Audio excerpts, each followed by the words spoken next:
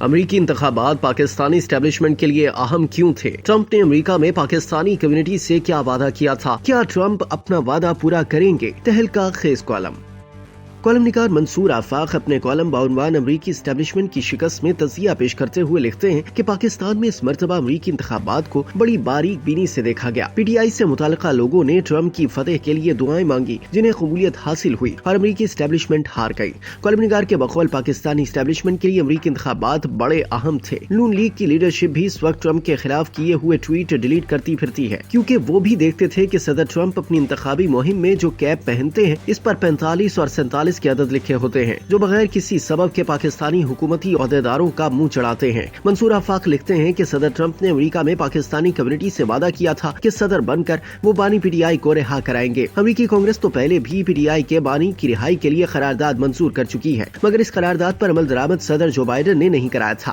P T I سے تعلق رکھنے والے کچھ پاکستانی صدر ٹرمپ کے بہت قریب ہیں، انہیں امریکی حکومت میں اہم عہدہ ملنے کے بھی امکانات ہیں۔ شاید اب بانی پی ٹی آئی کو جیل سے باہر نکالنا پڑے گا۔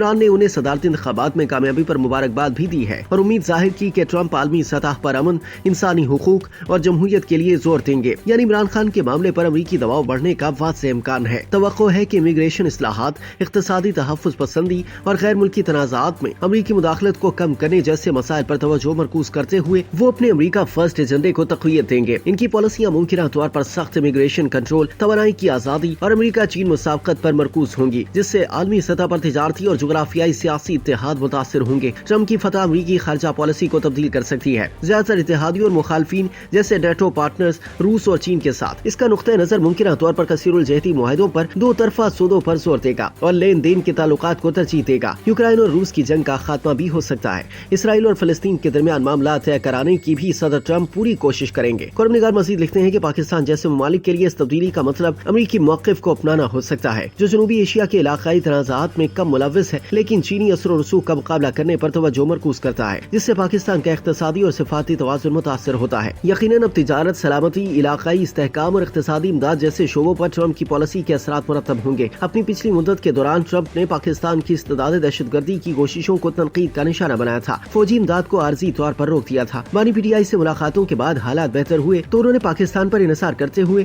افغان طالبان کے ساتھ تاریخی امن عمل کا آغاز کیا تھا۔ موجودہ صورتحال میں صدر ٹرمپ اپنی باتیں تسلیم کرانے کے لیے پاکستان پر دباؤ ڈال سکتے ہیں، خاص طور پر بانی پی ٹی آئی اور سرحد پار عسکریت پسندی کے حوالے سے۔ منصور آفاق کے مطابق صدر ٹرمپ طویل تنازعات سے امریکی انخلا کی بات کرتے آئے ہیں، امریکی فوجی مصروفیت کے خاتمے کے خواہاں رہے ہیں۔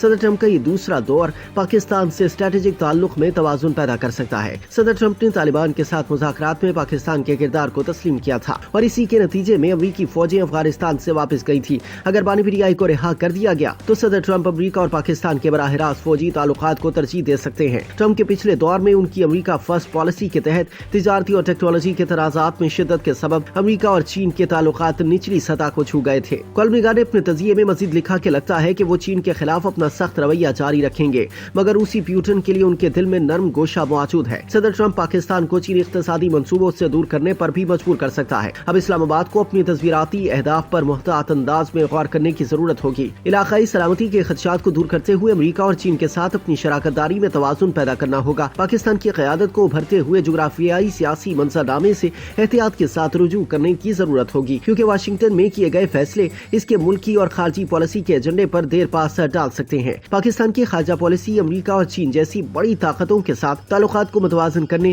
علاقائی استحکام کو برقرار رکھنے اور اقتصادی ترقی کو محفوظ بنانے پر زور دیتی ہے۔ ٹرمپ کا دور انتخاب اس توازن کو چیلنج کر سکتا ہے۔ پاکستان چین کا قریبی اتحادی ہے اور امریکہ چاہے گا کہ چین پاکستان اقتصادی راہداری منصوبوں پر اپنے موقف کا سرے نو جائزہ لے اور انہیں امریکی مفادات کے ساتھ ہم آہنگ کرے۔ یہ دباؤ چین کے ساتھ پاکستان کے تعلق کو کشیدہ بھی کر سکتا ہے، جو اقتصادی اور دفاعی شعبوں میں ایک اہم شراکت دار ہے۔ یعنی اس وقت پاکستان کو بانی پی ٹی آئی کی ضرورت ہے۔